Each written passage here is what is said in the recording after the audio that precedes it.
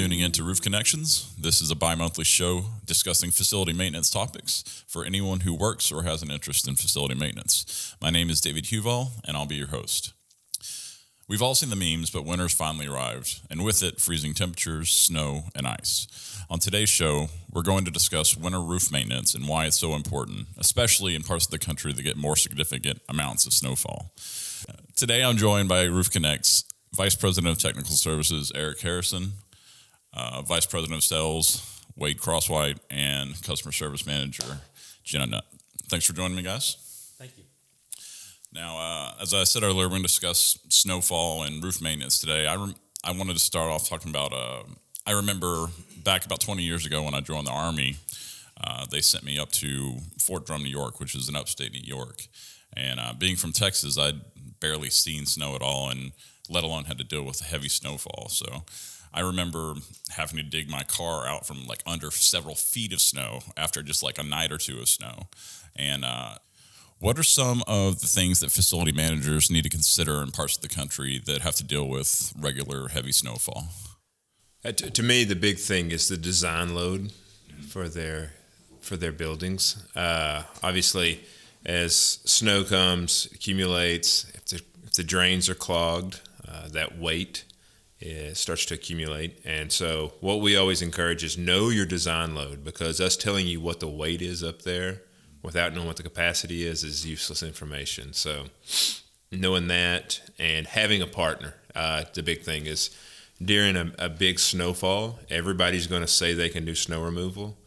And having a partner that you know and trust. You don't want to find a new vendor during the middle of a blizzard, because we've seen people go up there with metal shovels and destroy a roof. And it was somebody that they'd never worked with before and didn't know, but they were out scrounging to find somebody during a snowstorm and find the cheapest person possible. That's a bad idea. Why wouldn't they want somebody with metal shovels, just so, in case, Yeah, well, when you're removing the snow, you want plastic shovels and you want to leave about an inch of ice so you don't destroy the membrane. And the important thing is getting the drains cleared. The heat of the building will melt the bottom layer as long as the drains are cleared, and you start losing weight that way. But monitoring the weight compared to the design load is the key, and then obviously monitoring the snow in the coming up weeks is a huge factor too. If you're at design load and there's 8 more inches of snow coming, you've got a problem. You see on the news almost weekly about a roof collapse in the Northeast, mostly due to heavy snowfall or because of the weight of the weight of the snow building up. Can y'all speak a little bit on how this happens? How a couple feet of snow can cause something like that to happen? Yeah, excuse me. I think that goes back to what Wade said about understanding what your design load is on your building. That's step number one, because then you know where your threshold is and when you need to begin removing snow.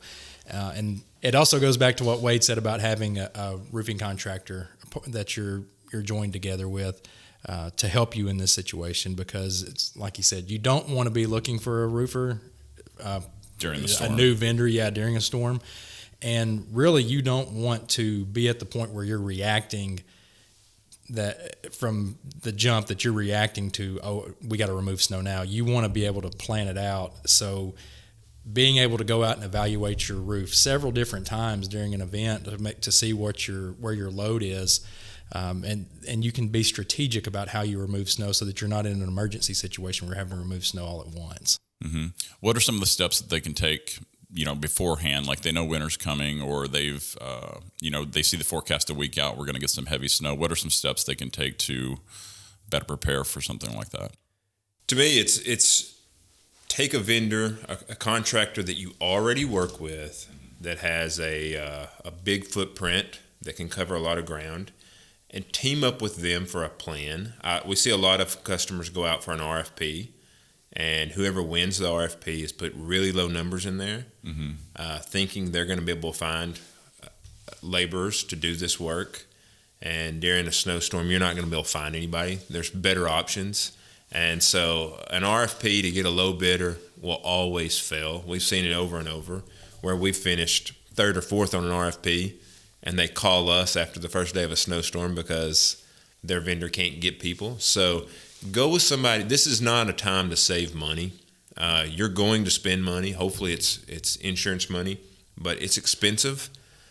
But the flip side of it, of your building collapsing or your roof collapsing, is much more expensive. So don't try to save pennies when you've got your entire company and all of your inventory and everything there at stake. So do it the right way. And like Eric said, knowing the design load, you're teaming up with a contractor, give him the design load and the drawings of your building, and have it planned out where if we need to remove snow, where we're going to remove snow, because you don't want to remove all the snow. You want to take swaths in the non-weight bearing areas, get the drains cleared, and then you got to have a plan on where you're going to put the snow. Some of these buildings in downtown areas such as Boston or New York or some of those larger cities, there's not like a field of grass where they can just dump this snow. You got to have a plan for what you're going to do with it. And doing that last second can be expensive and costly. So planning that out is advantageous. Another part of that too is doing like a pre-storm assessment. We encourage people to do pre-season assessments. So when you're coming up into the winter season, you're looking at your roofs and you're making sure that there's not any vegetation or leaves or whatever that's already causing a problem with your drainage. You want to go ahead and address that up front. And it also gives your contractor an opportunity to see if there's any other pitfalls on this roof. Are there gas lines that we need to be aware of, or different penetrations or skylights or whatever? So if you do get to the point where you're removing snow, you have a strategic plan on how to do it and a safe plan on how to do it. And even talking about, like Wade was saying, about where you're going to offload the snow, you want to make sure that your contractor's not offloading snow in an area that's an emergency exit or a gas main or something like that. You want to make sure they have the opportunity to go out and evaluate your building and specifically your roof in an environment where it's not covered with snow or something else. You want to be able to see it clearly so that they can have a plan. Yeah, you can take that plan and even send it to the local fire marshal so he's aware of it, and kind of helps show that you've done some due diligence on the front end. Because what you don't want is the fire marshal coming and closing down your store, and you lose all of that operation income at that point. So yeah, even if you're not threatened with a roof collapse, you get shut down anyways because of the amount of snow you have on your roof. The other part too, if we're doing preseason assessments, that's where we can bring Jenna's department in, our customer service team. They can take a large amount of work, a large number of locations, and divide it up and dispatch it out and get it handled in a pretty timely, quick turnaround, really. Wouldn't you agree, Gina? Yes. It helps too also on the front end of things, like Wade and Eric were saying, is we plan ahead of time. These guys do a really great job of getting contractors to work with ahead of time. And so we have a plan and everybody knows what's going to happen in the next few days and weeks going forward. It's not just a pants on fire, your hair on fire type thing. We're planned out to do things. Yeah. You brought up Boston a minute ago. I remember back in 2015, that was like they had record-breaking snowfalls at 30-something inches, and they didn't have any place to dump all the snow. I remember they were putting it on the beach for a while. What's the kind of procedure here at RoofConnect for preparing for a storm like that?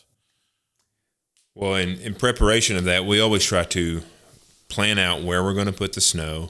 Obviously, in that one, we were running out of places to put the snow, and but eat it. But yeah, you want to have a plan. You want to know how high the parapet walls are, because sometimes you can't shovel over the parapet walls. And you want to know what's on the other side of the parapet walls. But we work with ground crews to remove it. If we're going to have to dump it in the parking lot, of course, we'll cone out and put it in place there, and then we'll have a ground crew come with a bobcat or whatever and remove it from there. And we're teamed up with various companies throughout the country for that.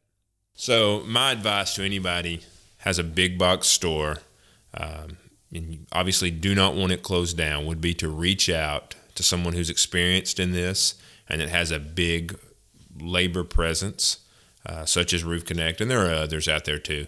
Let them go out, assess the roof, identify where they would dump the snow if they was ever going to need for removal, find out what the design load is, and come up with a plan for measurements. So with a plan for measurements, what we'll do is we'll go out and we'll take a 1x1 section out in the field of the roof, get the weight, and then obviously, if your design load is 35 pounds and you're at 40 pounds, then we want to have a plan for removal.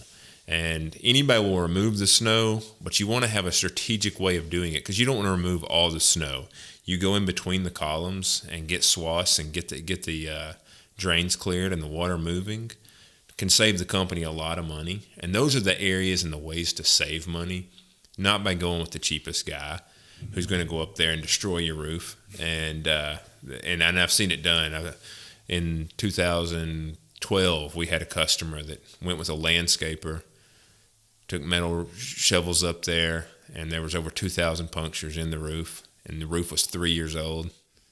And they saved $20,000 in snow removal and had to spend $350,000 to get a new roof. So when you say over 2,000, I think over 2,000 is accurate, but I think over 10,000 would probably be accurate as well. Yeah, we kind of quit counting. The guys were, so. The roof shot. Roof shot. Well, I think that's going to wrap it up for us this week. If you have any questions or topics you'd like to hear discussed on future episodes, shoot us an email at david.huval@roofconnect.com. That's david.huval, Huval, @roofconnect.com.